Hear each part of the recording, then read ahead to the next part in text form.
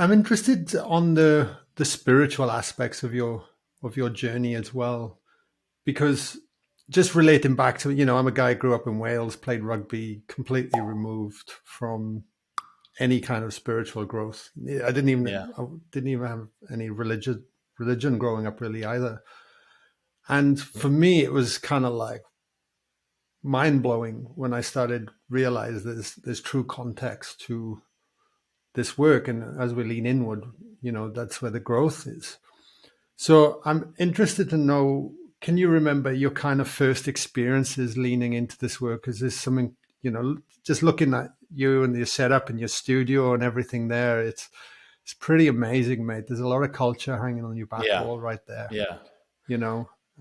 Yeah. I've had many experiences over the years, studied many different spiritual practices, immersed myself in many different, mystical religious groups from all sorts of sects around the world. But ultimately, I have to probably give it, if I was going to give one thing, to my first plant medicine ceremony. Really opened my eyes to a whole nother way of thinking. That was the first time that I felt like there was something more than this physical body. The first time I felt like this 800-pound gorilla fell off my back. The first time I could sense and feel energy and connect with my soul and see that there, from what I thought was true, all of a sudden the world was more like 99% unknown and 1% known versus 99% known and 1% unknown, which is what I had been walking around thinking up until that point. So for me, that was a direct experience that I had, and that just opened the floodgates. And from then on, I wanted to just read and study and learn and practice everything I could. Yeah. What medicine was it? Don't mind me asking. The first time I did a medicine journey was DMT. Okay. Yeah, Yeah. and then I've Yeah. explored a whole tool chest of medicine since then at I don't appropriate times. Yeah, I don't doubt it. I don't doubt yeah, it at all. Yeah, it's quite incredible. And from all those lessons, people come to you, because you obviously mentor and coach yeah. others, Uh huh. that want to come through. And I'm always fascinated to speak to people like yourself that truly understand what money is and truly Hmm. understand what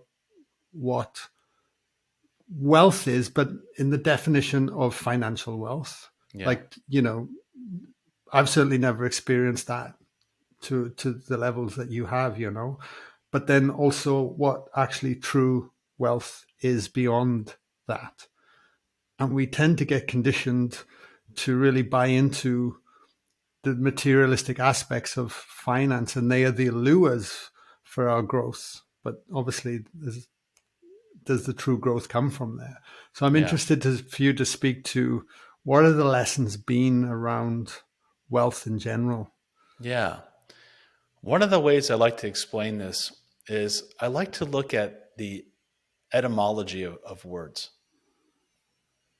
I've spoken about this a little bit, but what I find is that words, when you go to the etymology, when you go to the roots of the words, you see where the words really come from and not the definitions we have for them today. And this can be an incredibly interesting practice for anyone interested to look up words like God and spirituality and really get down to what do these words that we just throw around actually mean. We all say, oh, we're spiritual, but how would you define that? And everyone's going to define that differently, right? And so really getting down to the roots of words can be very helpful. So when I started this course, and I'm calling it the abundance archetype, that's where I started. What is abundance? What does that mean to me? What does archetype mean? What does money mean? What do these words mean? I want to throw out what I thought they meant and really get down to a completely open stance and see maybe there's something that I misunderstood about these terms that I thought I knew. And what's interesting about wealth is that wealth comes from well being, and well being comes from the wheel, and wheel comes from chakras. The wheels are the energy centers in our body. So if you're looking at that, what is real wealth? Well, it starts from being embodied, from having your energy centers turned on, which you experience with your Kundalini awakening. That's wealth. Knowing who you truly are, knowing that you're a spiritual being, a divine being having a human experience and not the other way around, right? And so being in your body, taking care of your body, understanding that what you are is the one that's looking through your eyes, knowing what you stand for, knowing that no matter what happens in life, it won't affect who you really are, why you're here, and what's important to you. And being fully embodied and having access to not only your body, but also your non-sensory perceptions, your chakras, your intuition, your heart, your throat, etc. And then from there, we go back to the wheel and we recognize that real wealth is not about net worth. It's about net impact. How are we circulating our wealth in society? What are we doing with it? Not how much is it possessed, not how much do we have in a Swiss bank account, but how is it performing? How is it impacting the next 7 generations? And are we participating in the wheel of life? Are we giving and receiving equally? Are we just extracting from the earth, or are we also, acting in balance? And then that gives us well-being, and ultimately that's true wealth. And so on my experience of all of this, what I found is that when I was on Wall Street, people had financial wealth, but many of them did not have health. I saw people have heart attacks on the trading floor. I had friends of mine that had strokes on the trading floor.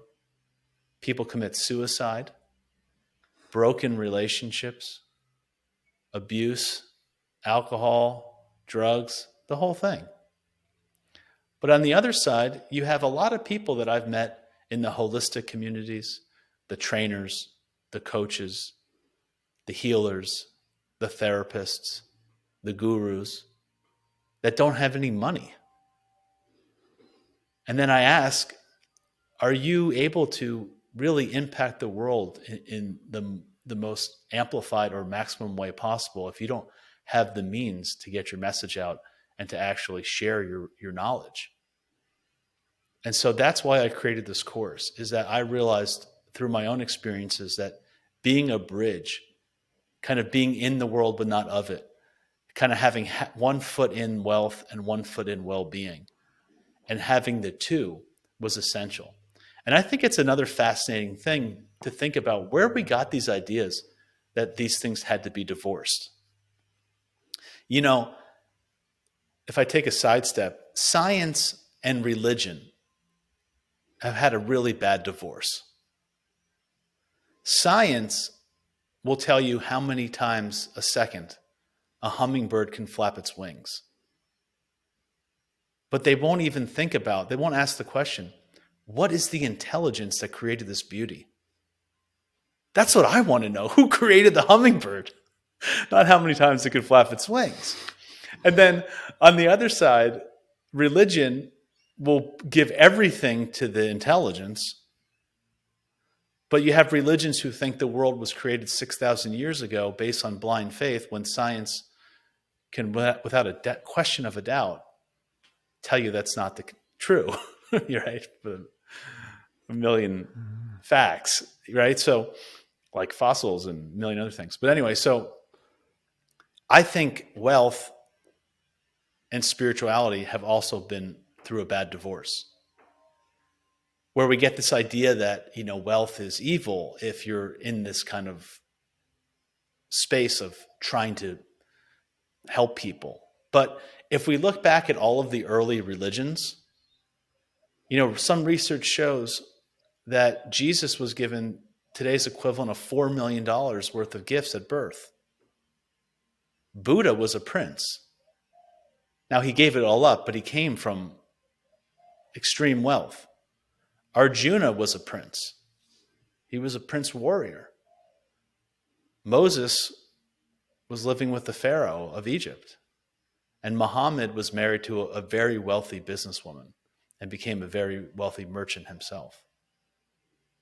So all of the great change, all of the great spiritual movements that we look up to today and we rely on as this like integral approach to our worldviews, were all founded on money. And somewhere along the way, we separated the two. I think they need to support and guide each other. Money without spirituality is just lost, and spirituality without wealth doesn't have a potential to have a meaningful impact. Yeah, beautiful. I love your explanation. That is like, wow, thank you. And I couldn't agree more. I couldn't agree more. Thank you. We see it. We get momentum with our company here. We've come out of COVID because obviously running retreats and events wasn't conducive to lockdowns, as you can imagine. Yeah, terrible. So we weathered that storm and utilized that for the online component and developed an app and got out there and now we're actually probably in front of 300 people a month, if not more, in person. And it's been able to grow an ecosystem, like you say, and financially support yourself from the momentum, but have a cause that is so driven from your heart and passion and impact. Yeah. It's a different fuel. Yeah. Yeah. Carl Jung said the creative fire needs no wood. So true. Exactly. It's so true, right? It's so It's so true. like it's Monday morning, and I love the fact that I'm having a podcast on a Monday morning. It's like perfect. It's a perfect start to the week for me. Yeah.